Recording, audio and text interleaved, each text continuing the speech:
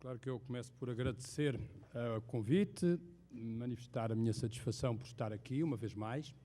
Não é inédito, venho aqui várias vezes, com o mesmo prazer, à Emerge, e também, neste caso muito particular, colaborar neste evento que, é bom lembrar, tem por pretexto a homenagem ao professor Ferraioli. E também por isso, devo dizer, sobretudo numa altura em que os vários textos e as várias perspectivas e as várias linhas teóricas desenvolvidas pelo professor Ferraioli têm estado sob fogo, eu devo dizer que, ao contrário desse fogo cerrado, que me apraz bastante estar aqui precisamente a pretexto de uma pessoa com o trajeto que tem o professor Ferraioli.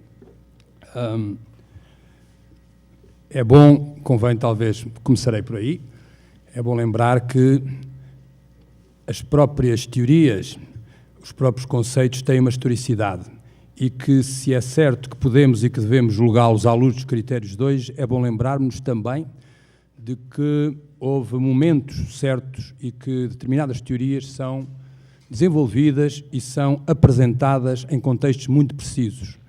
É inevitável que aquilo que se dizia sobre garantismo há 20 anos não seja aquilo que hoje se pensa sobre garantismo, mas isso não invalida a importância de se ter criado determinada ideia e determinado tipo de postulados sobre esse conceito na altura em que isso foi feito. E, por conseguinte, é dentro desta perspectiva que eu acho que nos devemos colocar.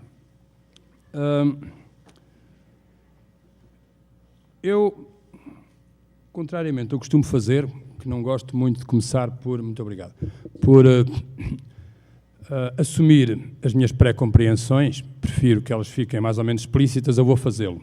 Vou repartir convosco uma pré-compreensão que tenho e que vos vai dizer já muito sobre mim e sobre o lugar de onde falo. É falsa a ideia de que o Estado de Direito seja salvo por cada vez que o sistema penal pune um poderoso ou um corrupto.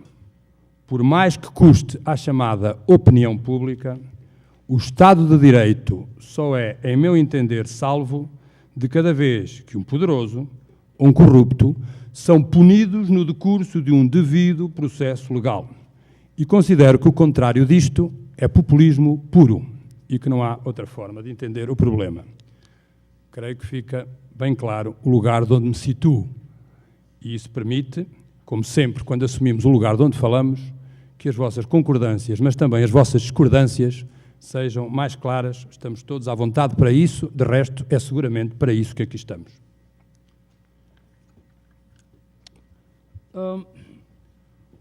Uma pergunta que me parece importante ser feita é a seguinte. O processo penal é um microcosmos, o processo judicial é um microcosmos de quê? Bom, todos sabemos que o processo penal, é dito, é um microcosmo do Estado de Direito.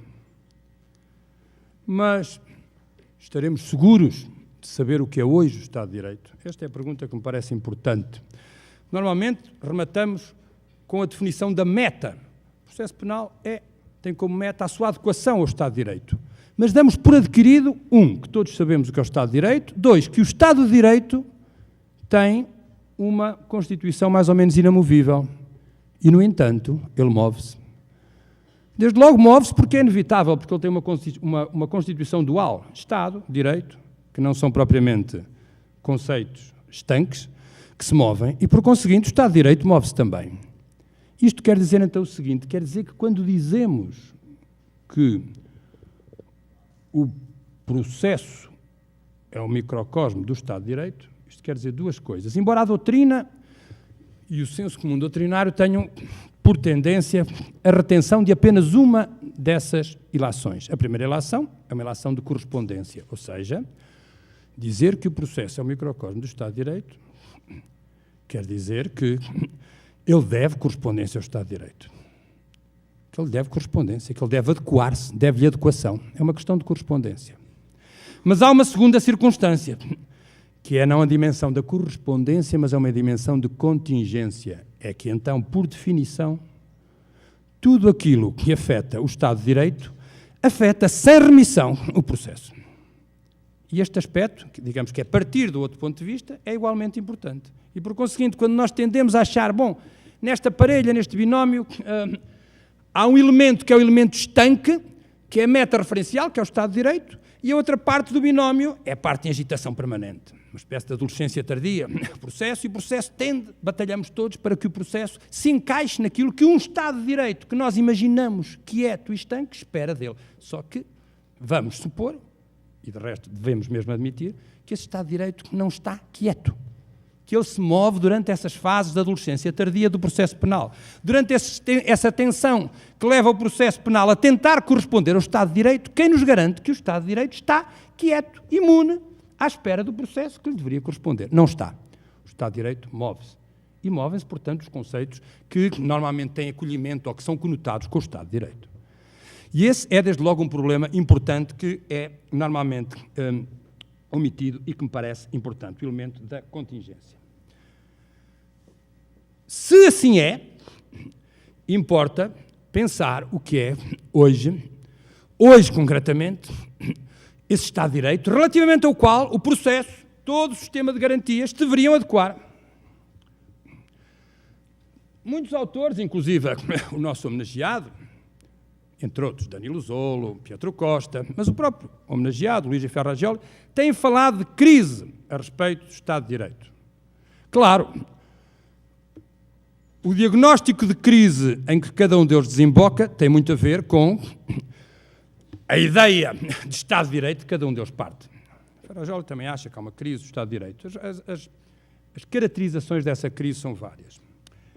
Não trato aqui, não estou a dar nenhum curso, é uma intervenção mais pontual e não me vou poder demorar sobre o assunto, mas sempre direi que não podemos aqui debater a ideia de crise, debater o conceito de crise, mas podemos dizer o seguinte, que se há crise hoje no Estado de Direito, essa crise parece-me ser, sobretudo, a seguinte: uma crise que resulta da incorporação por parte do Estado de Direito de uma série de elementos que eu diria que lhe são principiologicamente alheios, que não têm o seu mesmo código genético, mas que asilam no Estado de Direito, que incubam no Estado de Direito e que vão cooptar o Estado de Direito para tarefas que são contrárias, muitas vezes, aos princípios do Estado de Direito.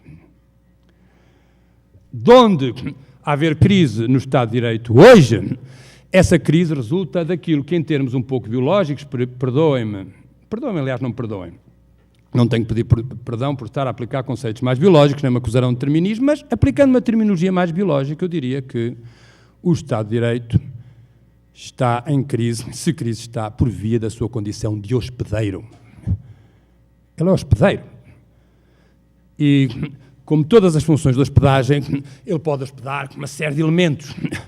Eu diria, para simplificar, que quando hoje dizemos, e todos dizemos de uma maneira ou de outra, que o Estado de Direito está sitiado, que ele está a ser desviado, etc., etc., que ele está a ser reivindicado pelos intuitos mais dúbios, o que estamos a dizer é que ele está a ser hospedeiro de determinados elementos que, em rigor, o negam. Mas ele está a ser hospedeiro. Em termos mais genéricos, eu diria que o capitalismo se alojou também no Estado de Direito. E que o Estado de Direito hoje é movido, logicamente também, pelo capital. Nada de novo aqui. Por outro lado, há uma ideia que temos, normalmente, e que virou também ela senso comum, eu refiro-me inclusivamente ao senso comum jurídico, e o senso comum político, acho que é uma ideia complicada e sei que toco aqui em terreno perigoso, mas nem por isso deixarei de o fazer. Sempre que se faz a história do Estado de Direito, ou sempre que caracterizamos o Estado de Direito, eu não estou a dizer que digamos o contrário disto que eu vou dizer, mas tendemos a omitir, há um não dito em todo esse processo. E o não dito é que, se me permitem a redução, a simplificação que vou fazer, o Estado de Direito, embora admitindo que ele, de alguma maneira, trabalhe para o grande número, trabalhe para as populações, trabalhe para aquilo que, em termos de categorias criadas no século XVIII e XIX, chamaria o povo o Estado de Direito e o povo não são feitos da mesma massa. Em rigor, o Estado de Direito existe, desde logo, principiologicamente e pela sua própria história, como algo que, de alguma maneira, serve de contenção aos abusos da massa e ao povo feito massa.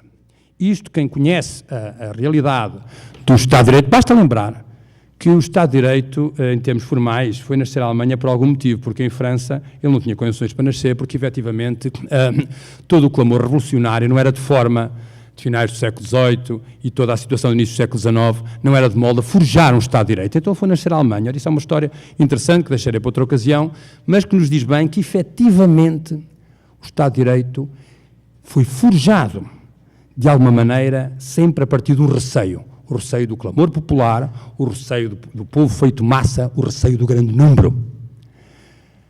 Não será curial dizê-lo, mas eu creio que temos aqui uma linha que importa refletir. E, por conseguinte, quando vemos hoje que determinado tipo de manifestações, determinado tipo de protesto, determinado tipo de posicionamento de grande número, determinado tipo de posturas populares, que a população, quando se manifesta, para aplicar a terminologia mais de política brejeira, quando se manifesta, que põe em causa, consciente ou inconscientemente, eu diria que a maior parte das vezes inconscientemente, determinados princípios do Estado de Direito, isso em rigor, tem muitas razões explicáveis pela conjuntura atual, mas em rigor do ponto de vista de princípio, não deve espantar-nos. O Estado de Direito surgiu, de alguma maneira, para conter o fervor revolucionário, para conter os desmandos popular e para conter o ruído do grande número e o povo posto na rua. E isso, o Estado de Direito fez isso em vários momentos. Em vários momentos fez isso. Teve, para aplicar a expressão pocockiana, a expressão do historiador Pocock, o Estado de Direito teve vários momentos maquiavélicos, ou seja, aqueles momentos em que as hipóteses são muitas e é necessário decidir. E sempre que o Estado de Direito teve que decidir, ele decidiu desta forma. Decidiu que, de alguma maneira, o clamor popular era um perigo para si. Deste ponto de vista, à luz desta explicação de pendor histórico, o momento que estamos a viver é mais um dos momentos maquiavélicos do Estado de Direito. É um momento em que o Estado de Direito sente um clamor e uma pressão para atuar, mas sente que, principiologicamente, lhe está vedado participar de determinado tipo de solicitações que a rua lhe faz. E se isto, por um lado, é claro que é um momento maquiavélico, porque é um momento em que ele tem que optar, e as opções são duras, estas, nomeadamente, porque ele sente que, se aderir ao que o clamor popular pede dele, ele nega o seu código genético e nega aquilo que principiologicamente o define.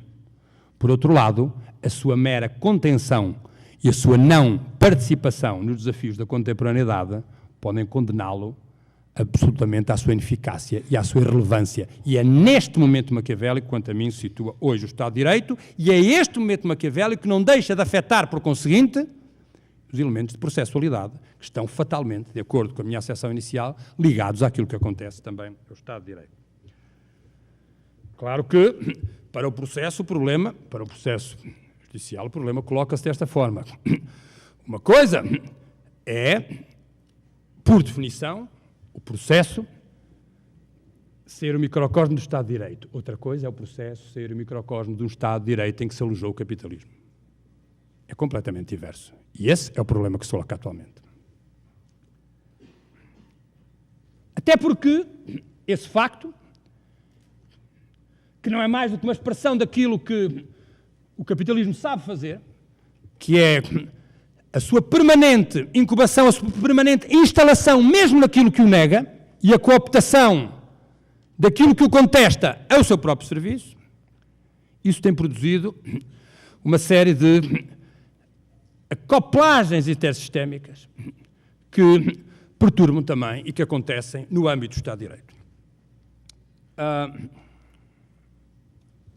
E que, de resto, são a única forma de nós entendermos o que se passa atualmente em termos dos recortes, em termos dos problemas que, nomeadamente no Brasil, mas não apenas no Brasil, se têm levantado, nomeadamente quanto ao que se refere à dinâmica e incontinente acoplagem entre sistema económico, sistema jurídico, sistema comunicacional, sistema social e sistema político. sobretudo quando pensamos na forma como, e creio que estamos todos de acordo, embora cada um possa entender esta realidade de modos diferentes, a forma como mídia, tribunais e sistema económico têm trabalhado conjuntamente toda a situação recente que enquadra a história contemporânea, enfim, sobretudo aqui do Brasil, já que estamos no Brasil, mas não só, volto a insistir, creio que há aqui em termos longos, vai ser possível daqui a um tempo fazer uma leitura que inclua situações que ocorreram na Turquia, levantamentos de toda a ordem que estão a ocorrer agora na Europa por outros motivos, os levantamentos que ocorreram em Paris em 2006, etc., etc. Mas, enfim, o que temos aqui, sobretudo, é uma situação propensa de acoplagem intersistémica em que, de facto, o sistema económico parece mover e parece comandar à sua volta a engrenagem que leva a funcionar também os outros sistemas. Em termos mais técnicos, eu diria, como já tenho insistido neste aspecto e volto a insistir, que estamos aqui perante uma verdadeira batalha das expectativas. Toda esta situação, quanto a mim, dá conta fundamentalmente disso, é uma batalha das expectativas. Eu volto a insistir num ponto que me parece importante e que é o seguinte, já que falei em expectativas. Porquê é que a questão das expectativas é importante e porquê é que me parece que, como dizia o meu colega Vital Moreira, aqui há cerca de 2 meses, em Coimbra, dizia ele, quando discutíamos precisamente esta questão, que considerava, que estava de acordo comigo sobre isto, porque considerava que não se compreenderia nada de política atual sem se perceber a nuclearidade do problema das expectativas e da batalha das expectativas que atualmente se processa a todos os níveis.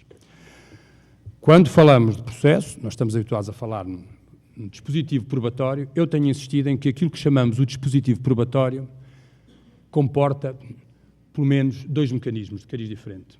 Um é o clássico, é o mecanismo processual das convicções, chegar à decisão, chegar à convicção. Outro, para simplificarmos esta terminologia, diria que o mecanismo processual das convicções podemos considerá-lo interno ao sistema jurídico, interno ao direito, mas há um outro, que é o mecanismo processual das expectativas, que interfere igualmente no caminho para a decisão, que interfere igualmente na construção probatória, naquilo que se faz à prova e com a prova. Sendo que este segundo, muito obrigado, sendo que este segundo mecanismo, com licença, este segundo mecanismo é um mecanismo que interfere no dispositivo probatório de um exterior para o interior. O mecanismo das expectativas interfere de fora para dentro. São expectativas criadas a respeito do processo. Num jogo em que é difícil dizer quem começa primeiro, mas que impõe algum nível de circularidade. E justamente o que temos aqui, e aí surge a tal batalha das expectativas. Quem vai definir se é verdade que há expectativas sociais a respeito do procedimento judicial, se é verdade que há expectativas sociais a respeito de qualquer processo judicial, é bom perceber que essas expectativas são também elas trabalhadas e são também elas alimentadas, e quando falamos em expectativas, estamos a falar nas expectativas sociais que são trabalhadas pelo sistema comunicacional também, que hoje em dia é também o sistema económico, convém não esquecer, é parte do subsistema económico, e perceber que efetivamente toda essa complexidade intrasistémica vai interferir sobre a decisão judicial. Interfere de fora para dentro. Mas quem disse que as fronteiras do direito são estanques? Claro que interfere de fora para dentro. Uma sociedade em que tudo comunica. Era impensável que assim não acontecesse. E não me parece tão importante estar a moralizar sobre o facto de isso ser feito. É assim, atualmente. Há mais interferência de fora para dentro. Por conseguinte, essa batalha das expectativas. Porque aqui joga-se a questão que qualquer sociedade colocou e que se coloca hoje com mais premência na contemporaneidade. Qual é? Precisamente a questão da definição do estabilizador de expectativas sociais e normativas. Sim, é verdade que todas as sociedades tiveram que enfrentar essa questão. Todas as sociedades que se preocuparam com a redução do múltiplo, a UNO, com a redução da complexidade, se preocuparam em definir com que critérios o fazer. E esses critérios definiam, ou eram feitos, de acordo com o estabilizador das expectativas sociais e normativas. Ao longo da história, já várias áreas, várias disciplinas, várias realidades tiveram esse papel. A religião teve esse papel, sozinha, a moral teve esse papel, a ciência teve esse papel, o direito, sozinho, também já teve esse papel. De resto, quando se fala em Estado de Direito, está-se a pressupor que se vive num universo da referencialidade em que é supostamente o direito que se tem que se atribuir o papel de estabilizador das expectativas sociais e normativas. Sucede que, no âmbito desta permanente acoplagem intersistémica, e esse para mim é o ponto fulcral hoje em dia, o direito não faz sozinho essa função, ainda que formalmente continue a fazê-la. Falo justamente com a mídia, que é também um poderoso, porque poderoso redutor de complexidade, se assume hoje como um estabilizador das expectativas sociais e normativas. E falo também com a religião de uma outra forma, não já com a religião, mas com as religiões. De forma que hoje nós teremos um quadro cuja particular novidade será a existência simultânea, numa cadência com uma força maior do que nos outros períodos históricos, dessa coexistência entre vários estabilizadores de expectativas sociais e normativas no terreno, e não apenas um só. Quando falamos em enfrentamento entre julgamentos por tribunais e julgamentos pela imprensa, é disto que estamos a falar. Estamos a falar de batalha das expectativas. Quem vai definir o lugar a partir do qual se estabelecem os critérios de estabilizar as expectativas sociais? Quem vai definir isso? É uma batalha pela capacidade das expectativas. E é uma batalha, como em tudo em que entra o capitalismo, naturalmente, que atinge um ponto em que os vários segmentos da realidade que são cooptados para fazer isso trabalham, no fundo, a favor do capitalismo. O capitalismo agencia o sistema comunicacional, por via da mídia, que vai, por sua vez, agitar o sistema social, preenchendo expectativas. Claro que isso tem um preço, porque a modalidade de preenchimento de expectativas e de redução da complexidade asseguradas pela mídia não são as mesmas do que aquelas que asseguram o direito, nem a religião, logicamente. Não são diferentes em termos de ritmo e não são diferentes em termos de legalidade, não são idênticas, perdão. São diferentes a vários níveis. E isso, naturalmente, que tem preços. E escusado será dizer que os mídias, naturalmente, são, eu diria que são imbatíveis nesse nível, porque estamos a falar de um mecanismo, de um meio que existe para reduzir complexidade. Os mídias são um poderoso redutor de complexidade. É isto que eles fazem. É a redução do discurso a códigos binários, a binómios simples, alto, baixo, pobre, rico, culpado, inocente, verdadeiro, falso. Tudo isto produzido com um grau de instantaneidade que é próprio do seu discurso. Seria o maior erro possível para o sistema jurídico ir atrás ou tentar copiar ou adequar-se minimamente a este tipo de competências, porque ele não as tem. E, por conseguinte, aqui temos estes desequilíbrios que são, evidentemente, que são marcantes. Porquê? Porque, naturalmente, quando os redutores de complexidade são poderosos, como é o caso atual, e o que nós temos atualmente com o desempenho da mídia, com alguma pressão que exercem sobre o próprio sistema jurídico, é um tipo de discurso, e é um tipo de análise, é um tipo de abordagem que, para o dizermos de uma forma mais técnica, se apresenta como próxima do senso comum. É do senso comum, de valores de normalidade, que são os valores do senso comum, de uma propensão para dizer em termos rápidos, intuitivos, sensíveis, aquilo que é o contrário, por vezes só pode ser analisado e dito de forma pensada e, por conseguinte, demorada. De uma forma menos instantânea e de uma forma mais processualizada. Porque quer queiram, quer não, ninguém inventou outra coisa, processo implica demora. Depois há os graus. E aos níveis escandalosos. E aos níveis hediondos, se me é permitida a palavra, que de tão gasta me arrepia utilizar.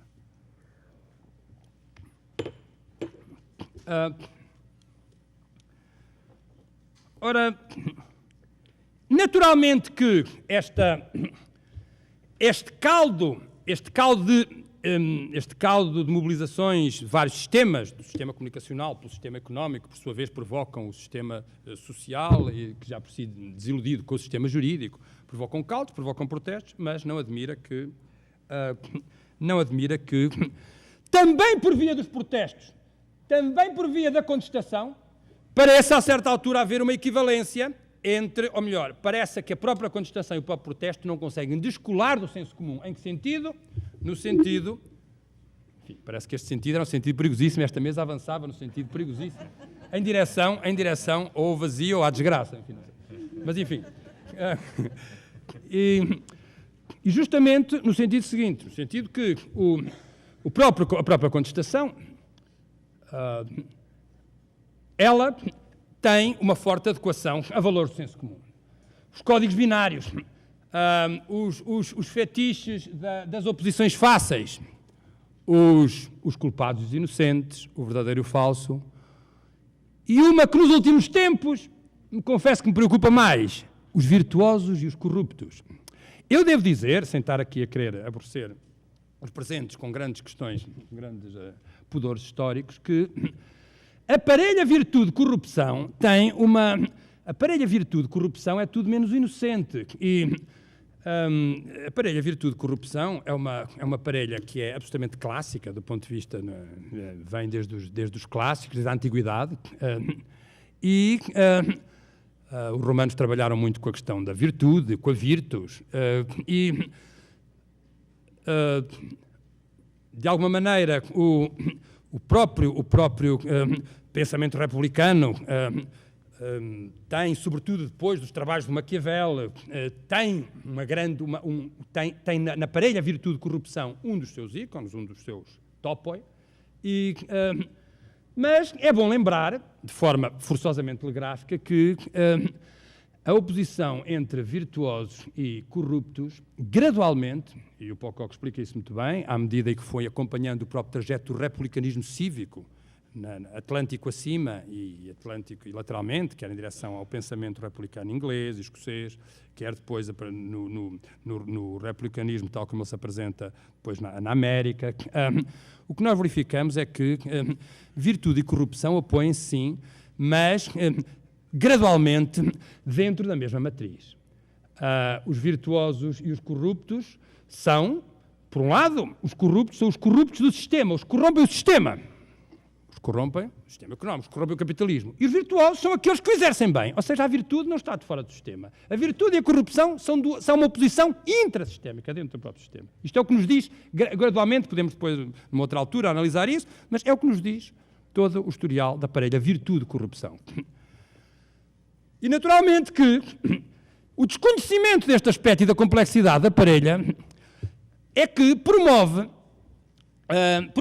a bandeira de alguma contestação essa parelha, que é evidentemente empobrecedora e, sobretudo, pela armadilha que ela contém, porque faz pressupor, reparem bem, faz pressupor o seguinte, e esta é uma decisão que tem que ser tomada, a eleição, eu sei que dizê-lo aqui no Brasil pode não parecer tão cómodo como dizê-lo noutro local, mas acho que é importante pensar nisto.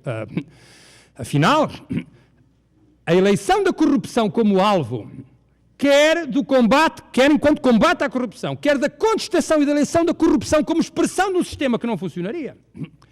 Afinal, corresponde e traduz um verdadeiro questionar do sistema, o sistema que provoca tudo aquilo que eu tenho dito até agora, ou afinal é um movimento em defesa do sistema? Porque se tratar, como diz o Anselmo Iappa, e eu aqui estou de acordo com ele, se tratar de limpar o terreno expurgando dela alguns corruptos, o sistema, o capitalismo agradece, logicamente que agradece. Afinal, todo movimento contra a corrupção, quando é levado nesse sentido, é um movimento em defesa do sistema. Porque não se põe em causa o sistema. Parte do princípio, como diz o Iappa, tem razão, bom, afinal, não fossem alguns malandros e o sistema funcionaria bem. O sistema funcionaria bem. E isto redunda numa ausência de capacidade crítica ao sistema. E, eventualmente, em algum desnorte dos próprios contestatários. E esta é a questão que importa colocar. Afinal, no combate à corrupção, combate-se. Tem-se em conta que, verdadeiramente, há um sistema que dá amostras a todos os níveis de apresentar falhas e de se mostrar pernicioso, nomeadamente o funcionamento da justiça, nomeadamente o funcionamento do processo, etc., etc., nomeadamente para o próprio lugar do Estado de Direito, ou, afinal, o que se está a fazer. Esta é a questão que me parece importante colocar em permanência. E, claro que se liga a uma outra. A resposta a esta questão está dependente do que cada um acha sobre o que é corrupção. A corrupção é relativamente ao sistema em que ela se situa, que é o sistema capitalista, ela é fisiológica ou é patológica? A corrupção é uma patologia? Os corruptos exprimem patologias ou afinal ela é fisiológica? Logicamente que não é o mesmo. E que o tipo de tratamento que se tem que dar a um problema fisiológico, a um problema patológico, não é igual. Este aspecto parece-me um aspecto evidentemente importante. E, se me permitem, tal como tenho resumido agora no meu... Citaria aqui 3 pontos quanto a isto, que de alguma maneira têm, de forma mais agarrada estas questões. Eu diria o seguinte: a meu ver, tal como o combate à corrupção, também o protesto contra a corrupção é filho do capitalismo. A corrupção é fisiologicamente produzida pelo capital. É-lhe consubstancial.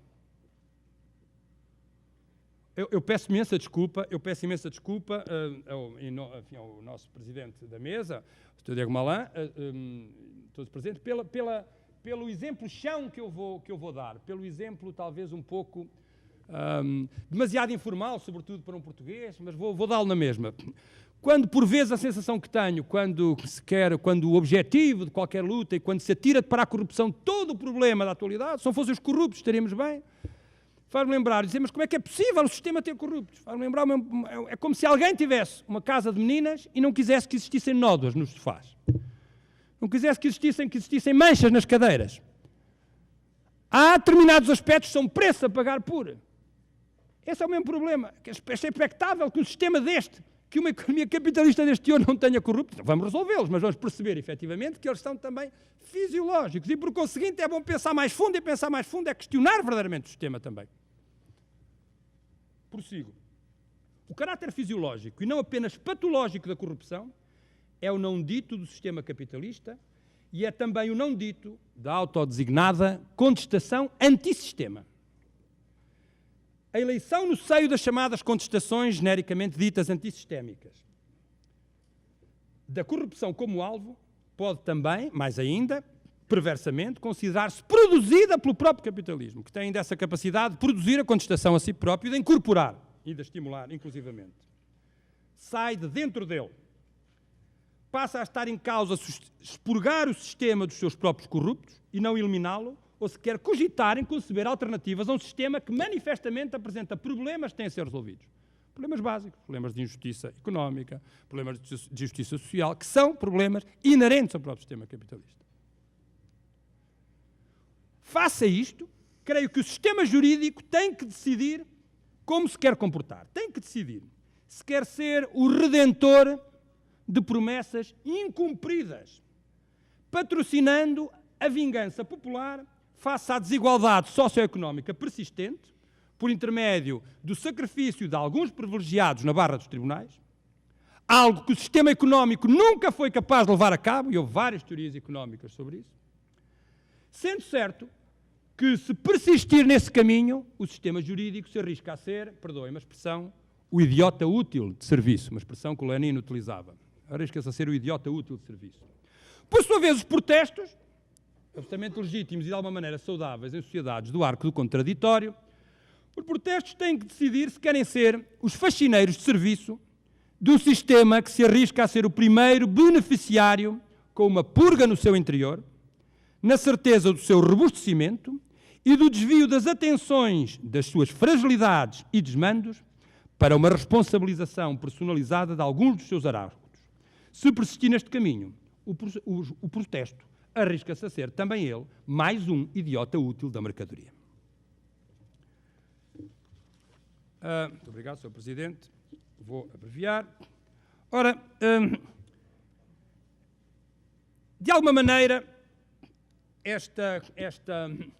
todas estas questões nos colocam perante o problema. Aparentemente temos aqui um problema enorme. Como individualizar o oposto de facto, como descortinar o inimigo, aquilo que alguns sociólogos chamam a percepção do inimigo, como descortinar o oposto de facto. Vou abreviar uma série de questões sobre isto.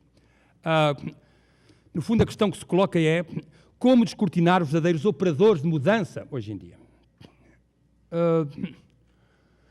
Há vários operadores de mudança, desde logo tínhamos aqui que discutir, acho que é necessário reabrir o dossiê sobre o que consideramos categorias de oposição, o que é oposição, o que é diferença, o que é mudança, quais os operadores de mudança, a transição é um deles, o que é que podemos pedir, o que é legítimo pedir aos momentos de transição.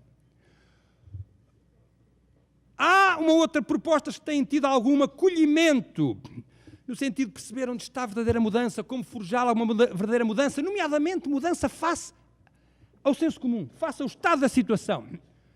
Todo o trabalho do Badiou, do Zizek, vão nesse sentido.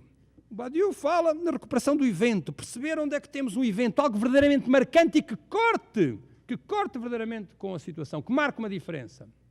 O Zizek, que decidiu recuperar o ato de inspiração lacaniana, o ato do Jacques Lacan, vem dizer de uma outra forma, mas vem-se conluiar com ele também, a busca, enfim, no caso do Zizek, como outra nuance, como, citando um título do livro dele, In Defense of Lost Causes, mostrando que é possível ainda recuperar e ressuscitar, e o termo não é inocente, ressuscitar alguns futuros incumpridos, prometidos no antigamente, mas enfim, o que é que temos aqui?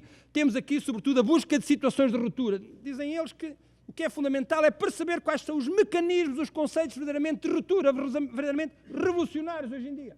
Que no âmbito de sistemas por pensamento democráticos, ou como lhe chama o Badiou de forma irónica,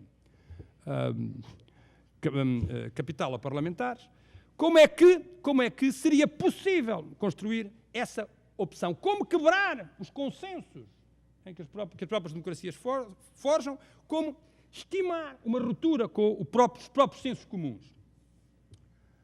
Eu sugiro que a única verdadeira possibilidade não é a recuperação do evento à maneira do Badiou, não é o ato lacaniano tal como recuperado pelo Slavoj Žižek, mas é justamente o investimento no potencial de ruptura que contém a categoria processo, que contém a processualidade. E digo desta forma.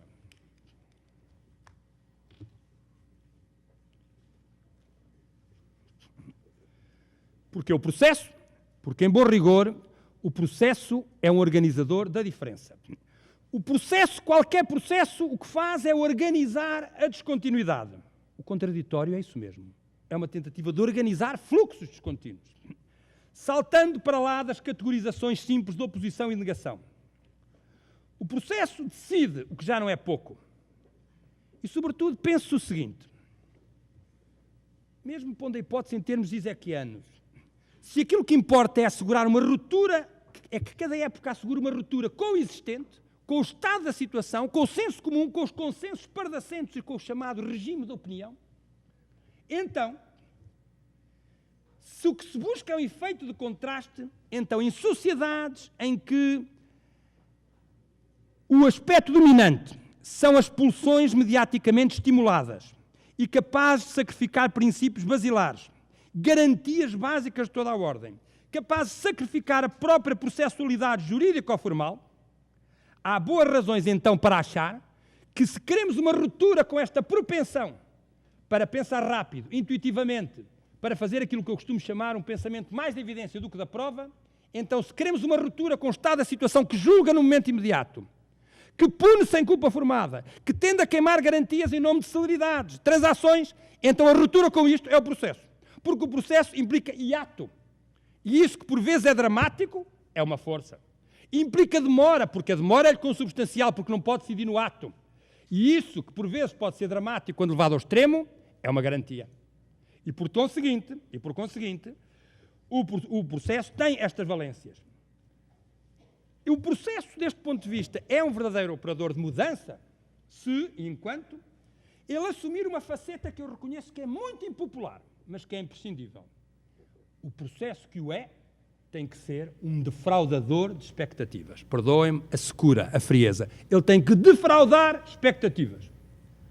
É bem verdade que, classicamente, o processo deve a segurança jurídica que dele se pode esperar da respectiva capacidade para estabilizar expectativas, sejam sociais, sejam normativas, sejam, mais prosaicamente, de justiça.